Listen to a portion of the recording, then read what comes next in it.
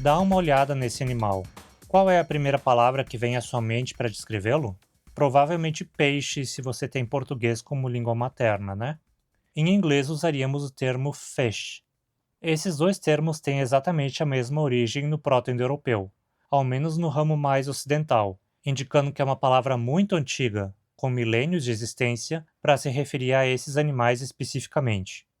Por milhares de anos, a palavra para se referir a esses animais permaneceu a mesma, evoluindo foneticamente, claro, mas mantendo o mesmo significado. Agora veja a palavra mais comum para peixe em japonês atualmente: sakana. Apesar de ela ser o termo principal para se referir a eles, o significado dessa palavra era bem diferente até poucos séculos atrás.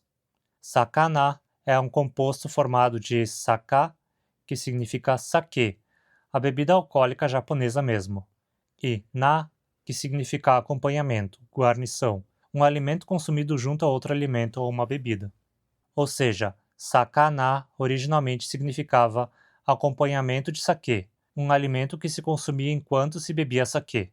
Esse alimento podia ser qualquer coisa, incluindo diferentes tipos de vegetais ou peixe também.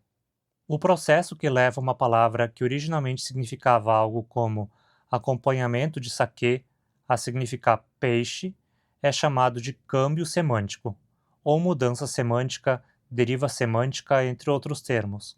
A mudança no significado de uma palavra com o passar do tempo é um fenômeno extremamente comum em qualquer língua, e, como você pode imaginar, isso pode ser um pesadelo quando queremos tentar reconstruir um termo ancestral de duas línguas que deduzimos que possam ser aparentadas.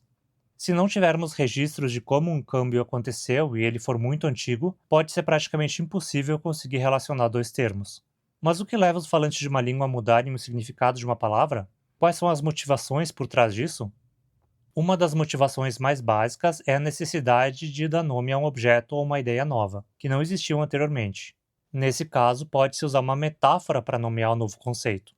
Por exemplo, a palavra inglesa mouse, significando camundongo, passou a ser usada também para se referir a um dispositivo novo usado em computadores. O nome foi escolhido pela semelhança visual das duas coisas. Às vezes, o nome só segue sendo usado baseado numa versão mais antiga da coisa. Por exemplo, pluma, um termo usado em espanhol para uma caneta, vem do fato de que originalmente as canetas eram realmente uma pena, uma pluma, usada para escrever. O câmbio semântico também pode ser motivado por uma necessidade de expressar um conceito abstrato. Isso pode acontecer também por metáfora, como quando a palavra capio, em latim, com o sentido de pegar, agarrar, passou a ser usado para significar entender. Às vezes, a mudança pode ser por extrapolação de um conceito concreto já relacionado a um conceito abstrato, como quando a palavra para lua passa a significar mês, que se refere a um ciclo completo da lua. Mas um termo concreto pode substituir outro termo concreto caso ele seja um conceito mais distante, não tão presente de forma constante ou perceptível no cotidiano. É o que acontece quando um termo como garganta é usado para um penhasco, ou quando olhamos fundo nos olhos de uma pessoa à nossa frente e podemos, às vezes, ver a nós mesmos refletidos como uma miniatura no centro do olho, onde se localiza a abertura. Essa abertura passou a ser chamada em latim de pupila, que significa pequena menina, menininha, como referência àquela pequena figura humana que aparece refletida nos olhos. Mudanças socioculturais também podem desencadear câmbios semânticos. Por exemplo, até lá pelo século XVI, era comum na Europa se ter apenas duas refeições no dia, uma principal no meio da manhã e outra mais leve do meio para o fim da tarde.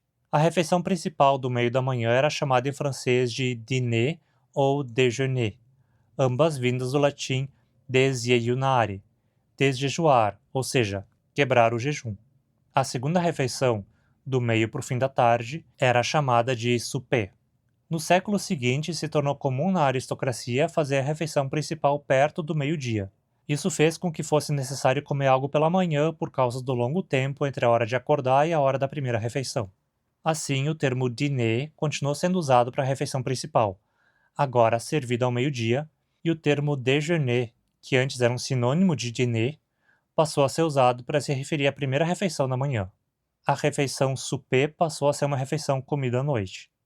Mais tarde, no século XIX, com a Revolução Industrial, começou a se tornar mais prático para os trabalhadores urbanos fazerem sua refeição principal à noite, já que passavam o dia inteiro trabalhando.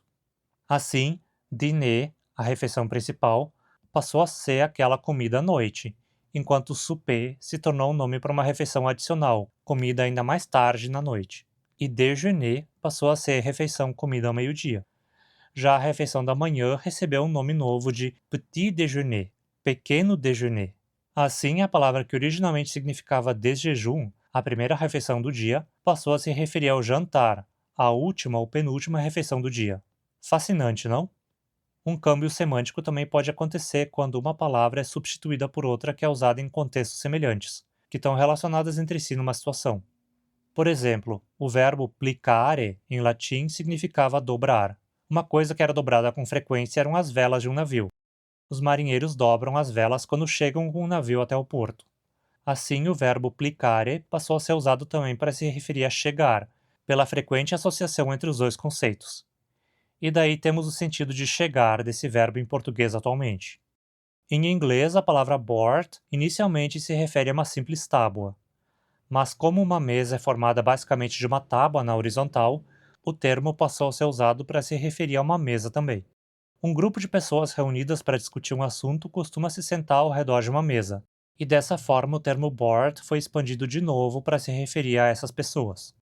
Às vezes, uma palavra tem originalmente um sentido bem amplo, como é o caso da palavra corn em inglês ou corn em usriquiano, onde ambas significam grão, especialmente grãos de cereais.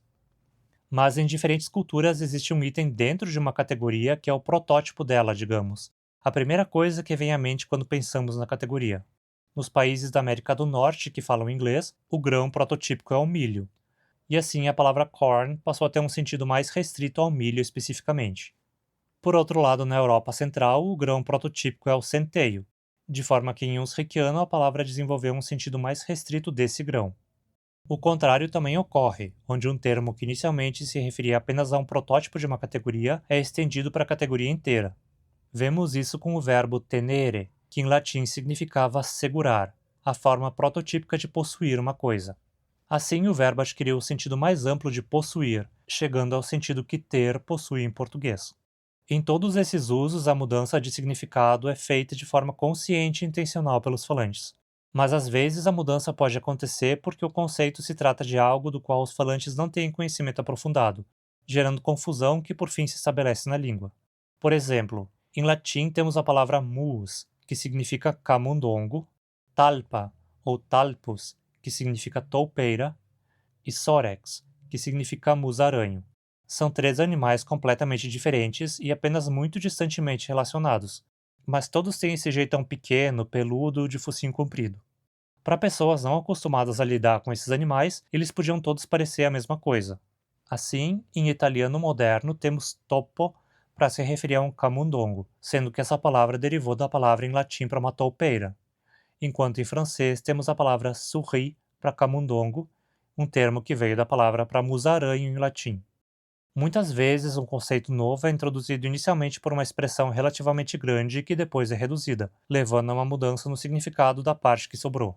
Um exemplo é o conceito original telefone celular, para um telefone móvel que opera através de regiões locais denominadas células. Por ser uma expressão grande, acabou reduzida para apenas celular, dando um novo significado a essa palavra que originalmente era um mero adjetivo para se referir a células. Outro frequente caso de câmbio semântico ocorre com substantivos que se referem originalmente a uma ação específica.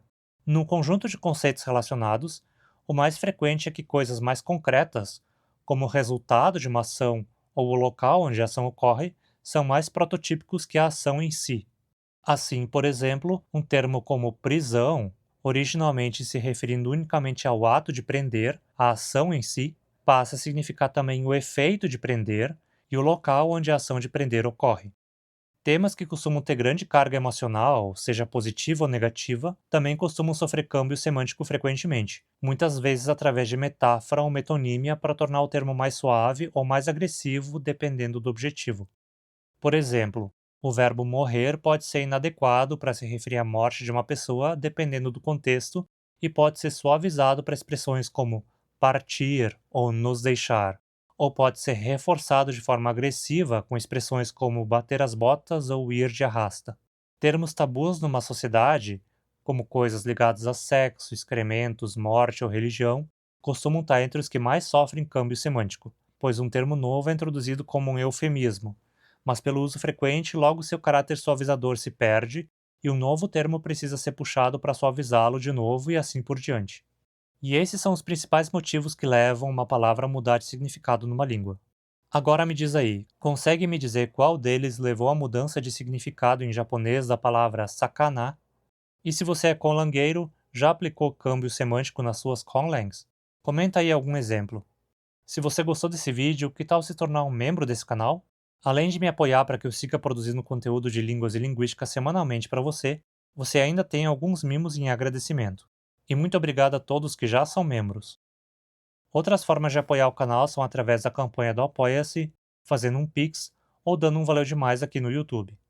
Ou se você não tem como apoiar o canal financeiramente no momento, você pode sempre apoiar de graça com seu engajamento deixando sua curtida, inscrevendo-se no canal, ativando as notificações, comentando aí embaixo e compartilhando esse vídeo. Obrigado por ter ficado até aqui. Até mais e viva a resistência mundial ao imperialismo capitalista e nazi-sionista.